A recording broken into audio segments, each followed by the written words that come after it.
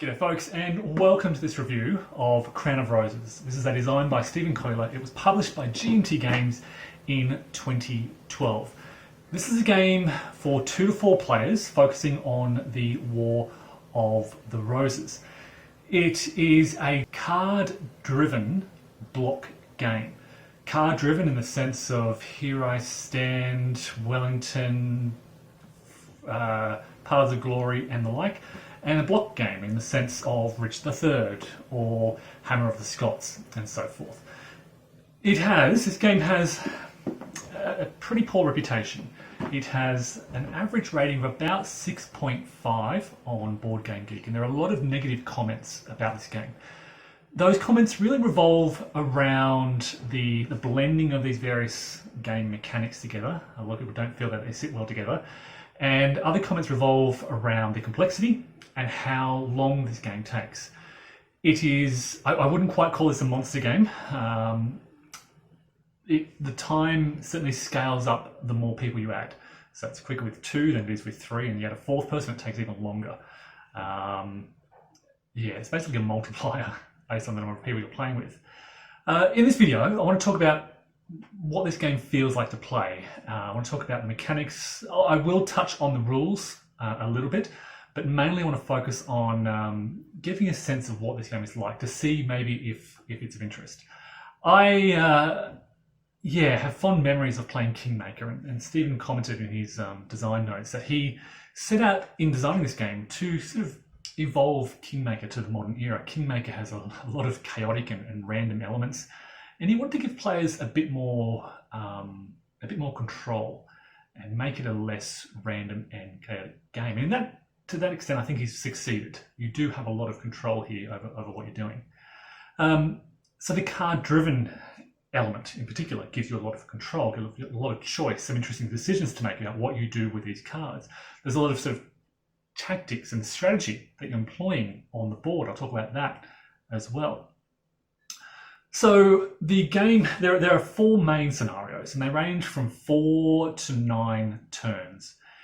Each turn consists of basically the players drawing a hand of cards, and this will range from, say, 5 to 8, maybe even 9 cards on a turn. There'll be variable player draws, so some players may draw a lot, some will draw a few.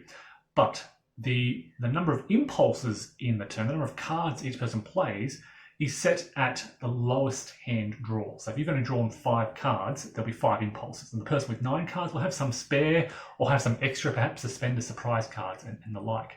Then you move to the operations phase. And in turn order, everyone picks a card to play. I think it's called a command card. Whoever has the highest, you reveal these simultaneously, and then whoever has the highest command card plays first. You then use your chosen card for things like the event or ops. If you're playing the event, you simply resolve the event on the card.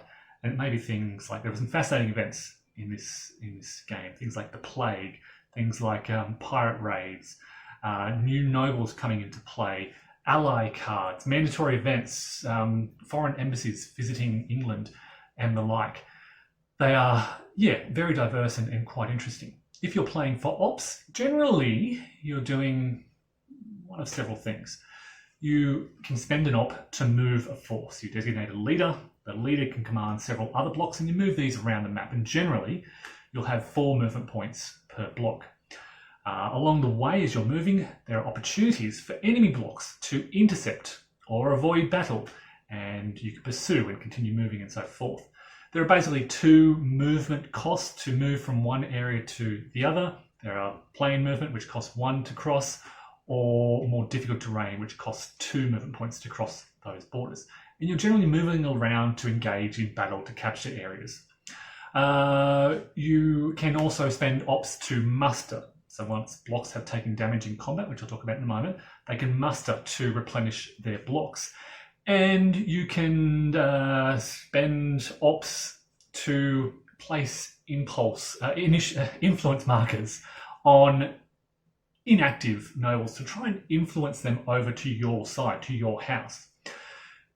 Speaking of which, you play as a house, the House of Lancaster, the House of York and more, and you are trying to rally nobles to your cause and then use these nobles to achieve victory. You achieve victory in two main ways. A military victory by basically conquering all your opponent's home spaces. The spaces are coloured in their colour. So you're conquering regions on the map. That's quite difficult to achieve because this is where most of their nobles will start off. Or a political victory, and this is where you control the majority. I think it's 75% of the nobles on the board, and that's quite difficult to achieve as well. There are also optional rules for an economic victory, I think it's called. Now, these were part of the standard rules with the initial edition, but the revised version has made this optional. And the reason being that apparently too many people were focusing on that economic victory and just trying to grab victory points here and there, that the designers and developers decided to make this optional and remove it as a sort of standard rule to drive people more towards those other two types of victory. And if at the end of the scenario nobody's achieved those, you look at who has been the king longest in this entire break of rules there. But basically, yeah, you're trying to control nobles, you're trying to dominate England. They're the two main ways to achieve victory. So you'll play these cards for ops. You'll move your nobles around. You'll try to influence other nobles to your cause to, in effect, build your force. As you're moving, there's interception, as I said, avoid battle. Combat is fairly standard block combat fare, but on a more limited scale. You typically allocate a leader, which is typically either an heir or the highest ranking noble, and they can bring certain blocks with them to that combat. So you'll typically have just 2 to 3 blocks engaged in combat per combat round. Each block will roll a number of dice of a certain quality. So red dice are the best, they hit on a 4+. Blue dice are second best, they hit on a 5 or a 6, and green are the worst, they only hit on a 6. You'll roll sort of a bucket of die, try to score hits.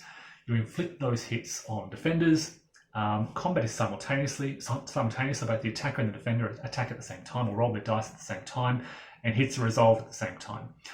To resolve a hit, you simply reduce a block 1 step from the strongest block that participated in combat. So if you've got a 4-step and a 2-step, the 4-step block would take 2 steps before you can choose to take the 3rd step however you want.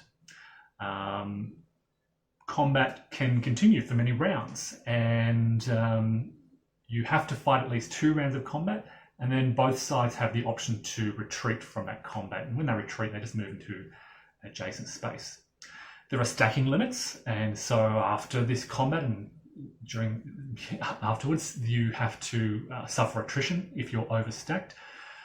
Now, all this takes place over a map of the British Isles. You've got mainly England, Wales, Scotland is one space, Ireland is one space, and France, Calais is another space. And there are exile boxes in Scotland, Ireland, and France as well. The movement is area to area. It's a sort of the map of the British Isles is broken down to smaller areas. Each of these areas, or called shires, has what's called a shire value, a number ranging from 1 to 2 is I think the maximum. And they have a shire loyalty. Anything that is black is neutral. If you're playing a 2 or a 3 player game, the non-player colours are also neutral. You'll have them as a player. If you're the House of Lancaster, you're red, and any red coloured shires are yours. They're your home shires.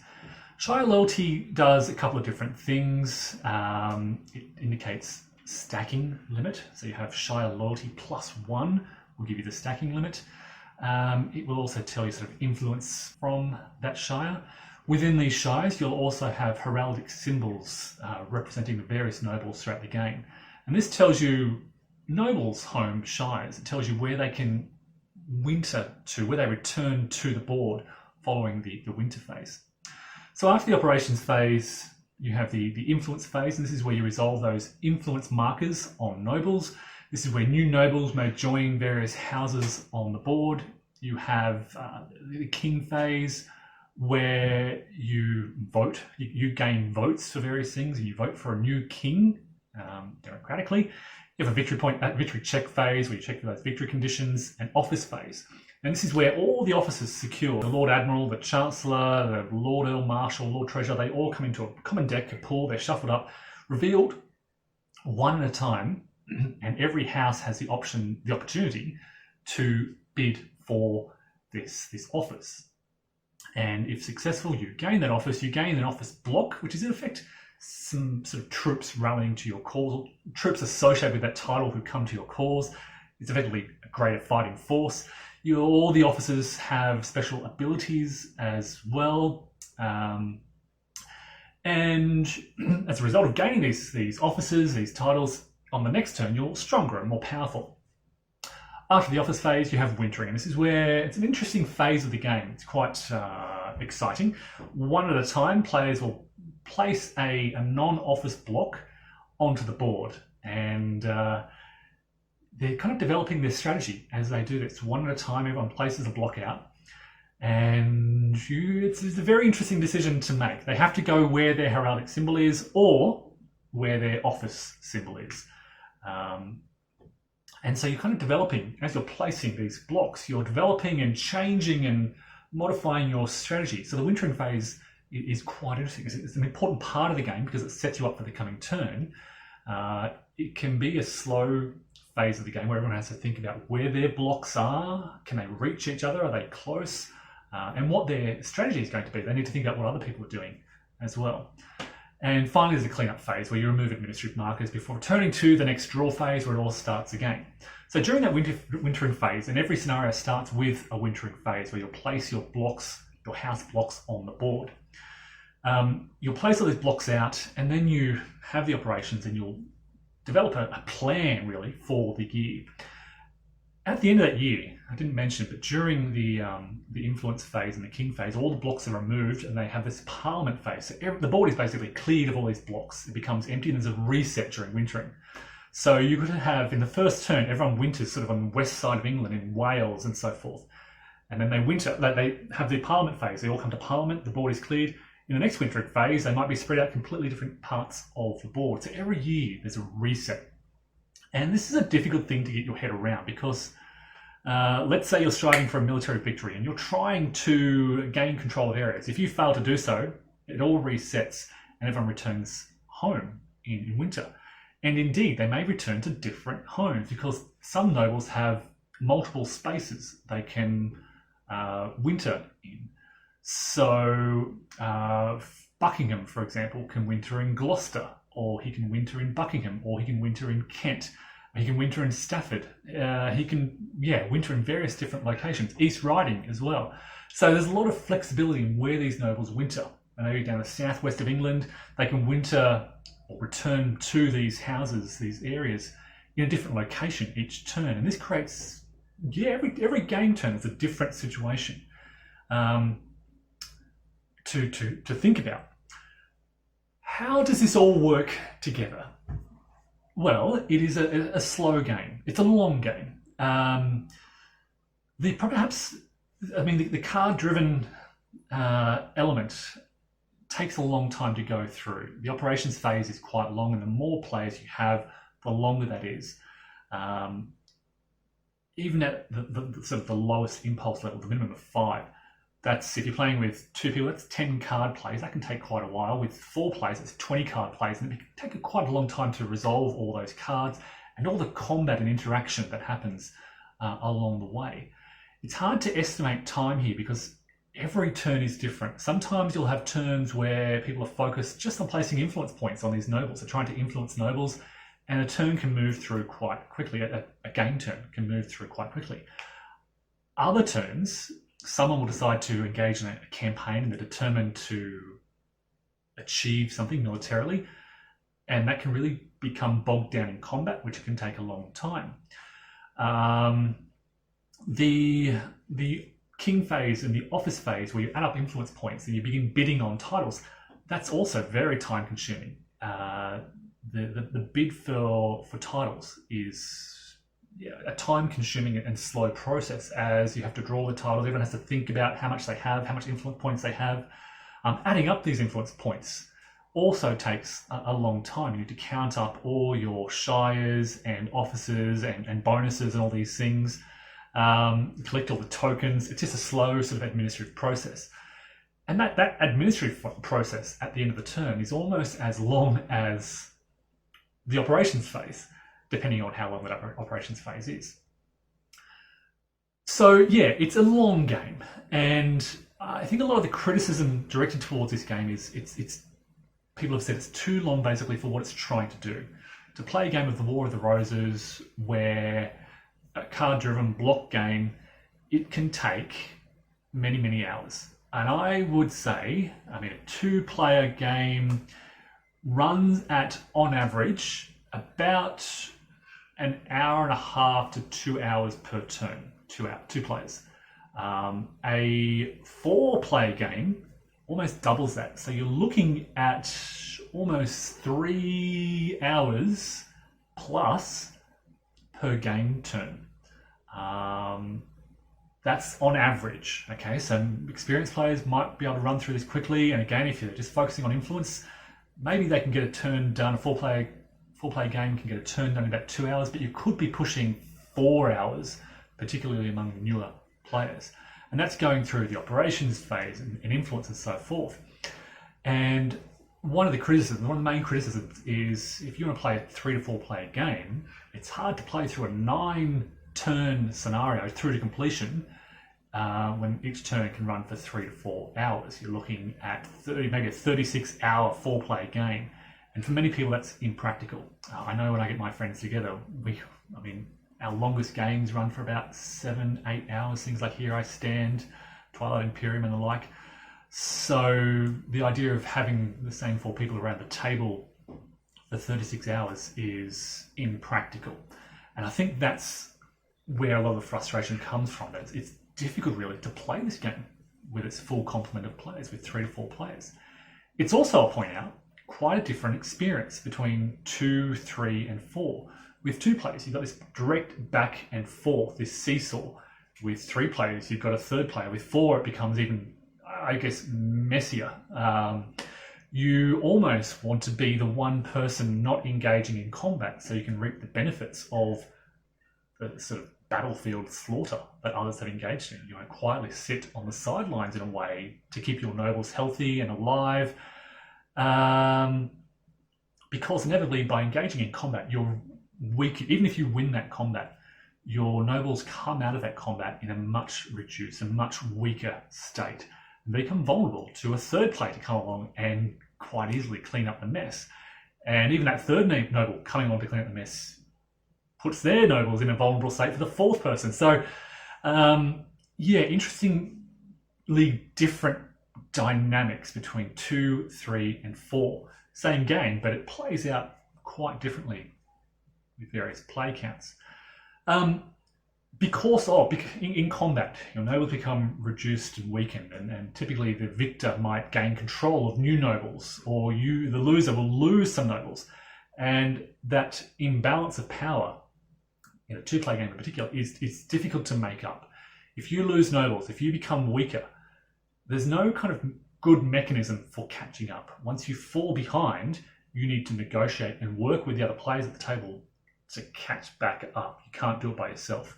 If you fall behind in influence points, let's say you're down to 15 influence points, you had a really bad turn, and somebody else is on 30, they can do, in effect, twice as much, or twice as much administration in terms of bidding on titles, in terms of influencing nobles, and they are going to become stronger whilst you become weaker. You may be bidding on nobles that you just don't win, so you're wasting a lot of energy for no gain, whereas the person with twice as many influence points as you has more confidence in their ability to do things, and they're being more successful. So once you get a bit of a leader, they kind of become a runaway leader. And in a 2-player game, it's very difficult to catch that up, based on my experience. 3 to 4 players, the other players need to work together basically to rein in the leader. So it becomes a game of negotiation and short-term alliances and deals. That's certainly going to be necessary in a 3 to 4 player game.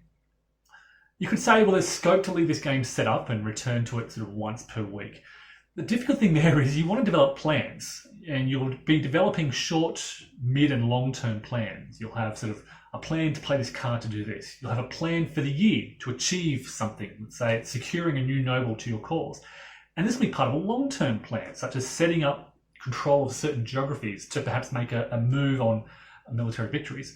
And it can be difficult to keep those plans in mind as you're playing and strive towards it. And if you're taking long breaks, yeah, it can be hard to get a sense of where you are and what you're doing. So the other criticism is has focused on how these mechanics blend together. Some people have said, oh, it's a card-driven game, it doesn't work well with blocks, there's too much going on, has been one of the main criticisms. I disagree with that. I think the card-driven mechanic works well with blocks. It's a good implementation. There's some difficulties, which I'll talk about in a moment, but I think that works well with movement, with the combat system. The operations phase works quite nicely. It flows quite well. The ops cards typically valued 1 to 3. There are no super powerful cards. You're not doing a heck of a lot with these cards. Often you're just moving one force around, or you're influencing one noble very quickly. With experienced players who know the game, know the rules at least, they don't have to be highly experienced, but once you know what's going on, it moves quite quickly. Combat slows things down a little bit because you need to think about what you're doing here, and there's a lot of dice rolling, so that slows down the process. I mentioned the influence phase really slows things down. That's probably the biggest thing that bogs the game down a bit. There's a lot of that administration at the end, and as I said earlier, it takes almost as long as the operations phase. But if you go into this prepared, if you know that this is going to be a long game, and if you have friends, you can get over for the weekend and play 20 hours of Crown of Roses, and they're prepared for that, and they know how long it's going to take, and they know how long this game is, it's a good game that works. I think a lot of the criticisms have been based on just expectations of a quicker game, expectations of a smoother game, expectations perhaps of a game that you can play through in a day. And I think that's the biggest thing. People need to be prepared that this is a big, long, slow-moving game with a lot of that administration. It is not a fast-moving card-driven game. It is not a fast-moving block game.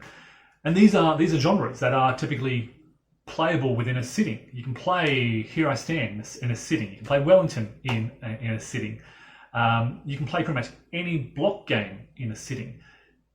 This is hard to complete in a single sitting, and that's I think a big barrier to gameplay, and it's something that people need to be prepared for. If you want to play Crown of Roses, and if you're really hoping to play a big, full, meaty game of it, it's going to take a long time. Set aside a whole weekend, or be prepared to not finish the game. With that in mind, this is a game that I think is really ripe for variation. Somebody has, on BoardGameGeek, suggested a variant to quick speeding things up.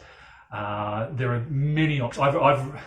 I mentioned some of the concerns with the operations phase revolve around blocks.